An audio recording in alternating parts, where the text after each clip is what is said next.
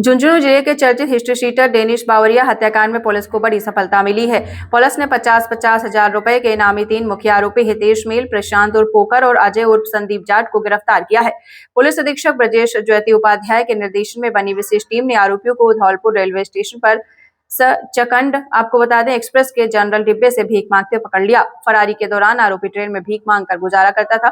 जांच में सामने आया है कि तीनों आरोपी लगातार ट्रेनों में यात्रा कर रहे थे। पुलिस की दबिश से आरोपी स्टेशन से बाहर निकलने की हिम्मत तक नहीं कर पाए। पुलिस टीम को मुखबिर से सूचना मिली कि तीनों आरोपी सचखंड एक्सप्रेस के जनरल डिब्बे में भीख मांगते दिखे हैं। चूरू बाईपास पर 3 कैंपर गाड़ियों में सवार हमलावरों ने आपको बता दें चलने टक्कर मारी थी। रसोड़ा गांव ले जाकर मारपीट की। 3 लाख रुपए सोने की चेन व अंगूठी लूट ली। इलाज के दौरान 21 अक्टूबर को डेनिस की मौत हो गई थी। इन तीनों सहित कुल 12 आरोपी अब तक गिरफ्तार किए जा चुके हैं। 20 अक्टूबर को एक घटनाक्रम हुई थी। चौराहे के पास एक डेनिस नाम के व्यक्ति को पीटा गया था, जिसमें उसकी बाद में मृत्यु हो गई थी। उस मुकदमे में हमने काफ़ी गंभीरता से लिया था। शुरू में आपको पता है हमने 9 मुलजिम, इसमें जो मेन घटना के आरोपी थे उनको गिरफ्तार कर लिया गया था।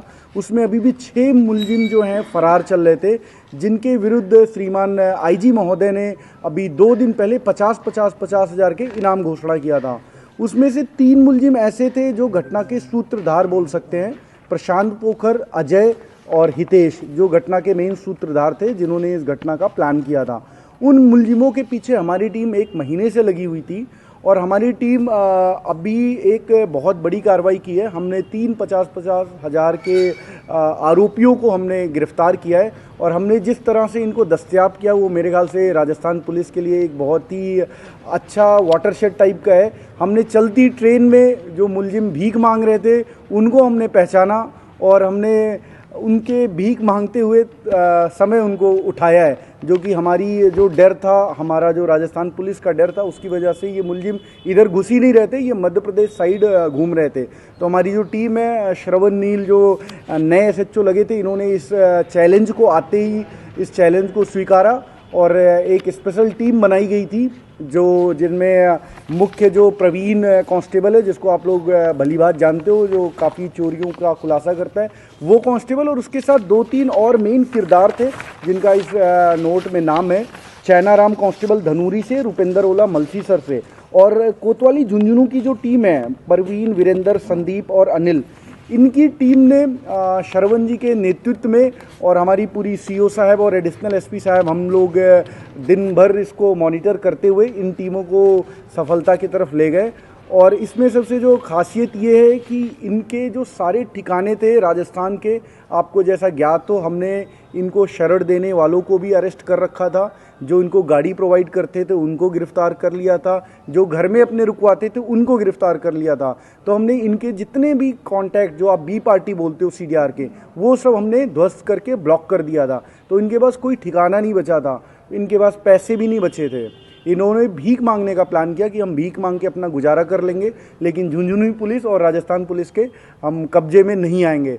तो इन्होंने हमें चैलेंज किया। तो हमारी जो टीम है, जो एक चप्पे चप्पे छान के हमने पता लगाया कि एक ट्रेन में ये भीख मांग रहे हैं, उस आसूचना को हमने डेवलप किया और रात को ही हमारी पूरी टीम यहाँ से रवाना हुई और सवाई माधोपुर, टोंक, उसके बाद कोटा, उसके बाद हमें पता चला जो ट्रेन है वो लोकेट हो गई, जो औरंगाबाद से दिल्ली जा रही थी।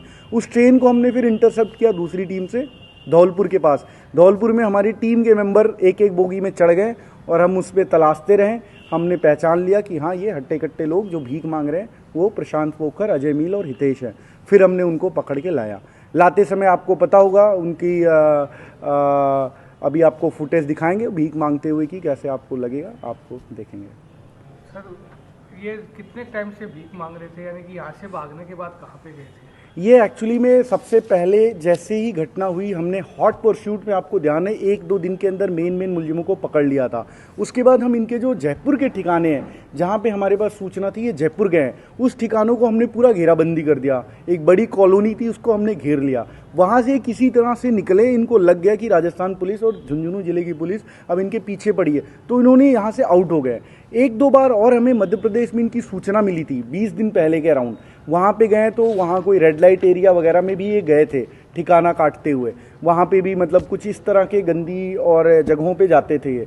तो उसके बाद हमें ये पता था इधर तो नहीं आ रही है, तो हमने अपनी आसूचना ऐसी डेवलप की, टेक्निकल इंटेलिजेंस का भी उपयोग किया और ह्यूमन इंटेलिजेंस का भी उपयोग किया, दोनों का उपयोग करके हमने इनको पकड़ा। फरारी के दौरान संपर्क में रहे हो मोबाइल से या किसी और कनेक्टिविटी से? हमारे देखो पुलिस के बड़े सोर्सेज होते हैं, जो कि ऐसे सोर्सेज भी होते हैं जो पुलिस के लिए जान भी दे सकते हैं। तो हमारे ऐसे भी सोर्सेज हैं जिनसे हमें पता लग गया कि हाँ ये किस तरफ हो सकते हैं। उस तरह के सोर्सेज से हमने ये चीज़ें डेवलप की जो हम बता भी नहीं सकते आपको। नहीं, आपस में कनेक्टिविटी के लिए भी कोई इनका था क्या? आपस में ये कनेक्टिविटी, साथ में रहे ये तीनों। एक्चुअली में मुलजिमों के कई गुट बन गए जो उनकी पुरानी दोस्ती के आधार पे बन गए। ये तीनों खास दोस्त हैं। ये तीनों जिस दिन घटना हुई उस दिन एक ही गाड़ी से यहाँ से भगे थे। घटना करने के बाद जो रोडासा क्या जगह है वहाँ पे छोड़ा था इनको, उसके बाद ये तीनों एक साथ ही भगे थे और ये तीनों परमानेंट साथ में रहे। और जो मेन दीपक और मनदीप है वो अभी अलग है, तो ये तीनों एक साथ थे, आपस में ही रहते थे। तो पैसे खत्म हुए उसके बाद इन्होंने कोशिश नहीं करी कि परिजनों से या किसी से पैसे मांग के काम करना? एक्चुअली में आपको अगर ध्यान हो, हमने अभी जो गाड़ी देने वाले और ठिकाने वाले जो इनको जयपुर में रुकवाए थे उनको गिरफ्तार कर लिया था। उसके बाद ऐसा माहौल झुंझुनू ज़िले में बन गया था कि इनके जो परिजन हैं, इनके जो क्लोज फ्रेंड्स हैं, वो भी इनसे बात नहीं कर रहे थे। उससे हमें भी काफ़ी चैलेंजेज आए क्योंकि हमें भी इंटेलिजेंस हमारा उससे कमज़ोर हो रहा था। बट वो डर इतना था कि इन्होंने यहाँ बात ही नहीं की। ये अपना रहन सहन ऐसे ही किसी से 100 रुपये मांग के, किसी से एक बार फ़ोन यूज़ करने के लिए, इस तरह से अपना गुजारा कर रहे थे। इनका कनेक्शन झुंझुनू ज़िले से बहुत ही कम था। सर बाकियों का क्या स्थिति है? बाकियों की स्थिति मैं उम्मीद करता हूँ हमारे सीओ और एसएचओ साहब की जो नई टीम है वो इस पे भी लगी हुई है और अपना पूरा फोकस रहेगा, और मैं उम्मीद करता हूँ कि बहुत ही जल्द आ जाएंगे बाकी भी। तो मोस्टली समय सर ट्रेन में ही इनका गुजारा होता था? मोस्टली समय ट्रेन में थे। ये आते थे जाते थे, आते थे जाते थे। कई बार मंदिर वगैरह में भी चले जाते थे, जिससे कि वहाँ चंदा वगैरह अच्छा मिल जाता है, भीख अच्छी मिल जाती है, तो मंदिरों के सामने भी चले जाते थे। कितने क्या रुपए भीख के इनसे? ये अभी हम थोड़ा और पूछताछ करेंगे।